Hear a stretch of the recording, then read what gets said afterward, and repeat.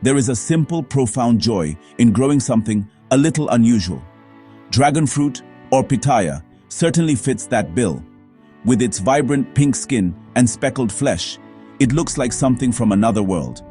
But you do not need a tropical paradise to grow it. In fact, it is wonderfully suited to container gardening. This makes it a perfect project for those of us with smaller spaces, like a city balcony, a sunny patio, or even a bright conservatory.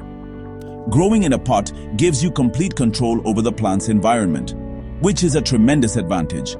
You can move it, protect it, and give it exactly what it needs to thrive, bringing a touch of the exotic right to your doorstep. The first step on this exciting journey is to find a healthy piece of the parent plant. Dragon fruit is a type of climbing cactus, and it grows easily from cuttings. Look for a stem section that is at least 6 inches long. It should be a healthy, deep green color, free from any soft spots, blemishes, or signs of disease. A robust, firm cutting will have the stored energy it needs to produce roots and start its new life. Once you have your cutting, you must let the cut end dry and harden off. Just leave it in a dry, shady spot for a few days. This process, called curing, creates a callus and prevents the stem from rotting when you plant it. Choosing the right container is just as important as the plant itself. Remember, this cactus will grow into a large, vining plant that needs good support. I would recommend a pot that is at least 10 gallons in size, or about 18 to 20 inches in diameter. This gives the roots plenty of room to expand and provides a stable base for the plant as it gets taller. Make sure the pot has plenty of drainage holes at the bottom. Cacti, including dragon fruit, absolutely despise sitting in water. Soggy soil is the fastest way to invite root rot, which is a real problem for these plants. So, good drainage is not just a suggestion, it is essential for success. The soil you use must be just right. Dragon fruit plants need soil that drains very quickly, much like their native arid environments.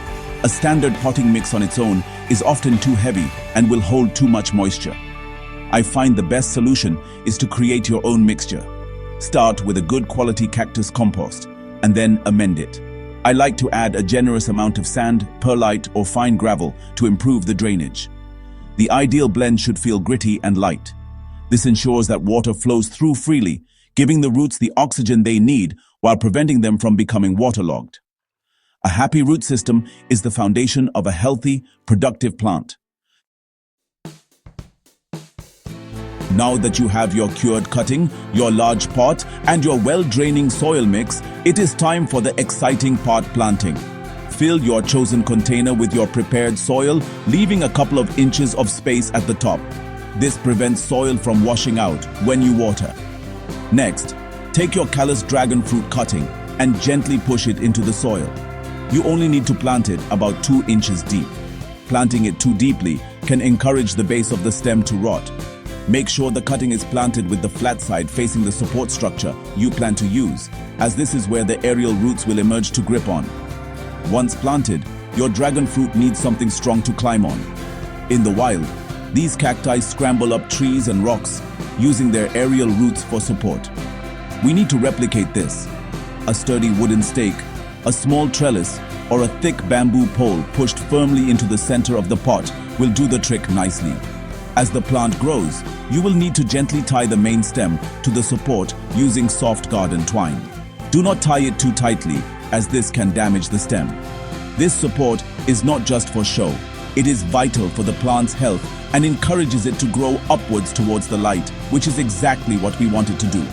Sunlight and warmth are the secret ingredients for growing a happy dragon fruit. These are, after all, sun-loving plants from warm climates. Find the sunniest spot you have. A south-facing balcony, patio, or a position against a warm wall is ideal. They need at least 6 to 8 hours of direct sunlight every day to flourish and eventually to produce fruit. If you live in a cooler climate, like here in the UK, a greenhouse or a sunny conservatory is the perfect place for them. They can tolerate high temperatures, but they are not fond of the cold. You must protect them from frost, so be prepared to bring your pot indoors during the winter months. Watering your dragon fruit requires a careful hand. It is a cactus, but it is a tropical cactus, so its needs are a little different from its desert cousins. During the active growing season, spring and summer, it needs regular watering. The key is to let the top 2 inches of soil dry out completely between waterings. Then, water it thoroughly until you see water running out of the drainage holes. In the autumn and winter, when the plant is dormant, you must reduce watering significantly. Perhaps only a small amount of water once a month will be enough to keep the soil from becoming bone dry. Overwatering is the most common mistake, so always err on the side of caution. As your dragon fruit plant grows, it will send out new branches. This is a good sign, but we need to manage this growth. Pruning is essential to maintain a strong, productive plant. The goal is to encourage a single main stem to grow up your support. Once this main stem reaches the top of its stake, you can snip the tip off. This encourages the plant to send out side branches, which will then arch downwards. It is these weeping branches that will produce the flowers and fruit. Regularly remove any weak, damaged, or tangled growth and trim away any shoots that appear at the base of the plant. This directs all the plant's energy into the main structure. To fuel all this growth, your dragon fruit will need feeding. During the spring and summer, when the plant is actively growing, it is a good idea to apply a balanced, slow-release fertilizer. Alternatively, you can feed it with a liquid fertilizer every 2 weeks. Look for one that is formulated for cacti, or a general-purpose feed that is not too high in nitrogen. Too much nitrogen will encourage lots of leafy growth at the expense of flowers. Once the plant begins to form flower buds, you might switch to a fertilizer that is higher in potassium, as this will help with flower and fruit development. Stop feeding altogether during the dormant autumn and winter months. One of the most magical moments is when your dragon fruit plant flowers. The blooms are enormous, beautifully intricate, and famously short-lived, opening only at night for a single evening. Depending on the variety you are growing, you may need to hand-pollinate to get fruit. Some types are self-pollinating, but many are not. To hand-pollinate, you simply need a small, soft paintbrush. As the flower opens in the evening, gently collect the fluffy yellow pollen from the stamens and transfer it to the stigma, which is the prominent structure in the center of the flower. It is a simple, delicate task that dramatically increases your chances of a successful harvest. Thankfully, dragon fruit plants are relatively free from pests and diseases, especially when grown in containers. However, it is always wise to keep a watchful eye. You might occasionally see aphids or mealybugs, particularly on new growth. These can usually be dealt with by wiping them off with a damp cloth or using a simple insecticidal soap spray. The biggest threat, as we have discussed, is root rot from overwatering. Good drainage and careful watering are your best defense. By providing the right conditions and checking your plant regularly, you can easily keep it healthy and strong, ready to produce its wonderful fruit. After a successful pollination, the base of the flower will begin to swell and develop into a fruit. This is a truly rewarding sight for any gardener. The process from flower to ripe fruit typically takes about 30 to 50 days. You will watch the small green orb grow larger and gradually change color. For the most common varieties, the skin will transform from green to a brilliant, shocking pink or a vibrant yellow. Patience is key here. You must let the fruit ripen fully on the plant to develop its best flavor. The change in color is the most obvious sign that your harvest is approaching, a beautiful promise of the sweet taste to come. So, how do you know when the fruit is perfectly ripe and ready to pick? The color is your first clue. It should be bright and uniform.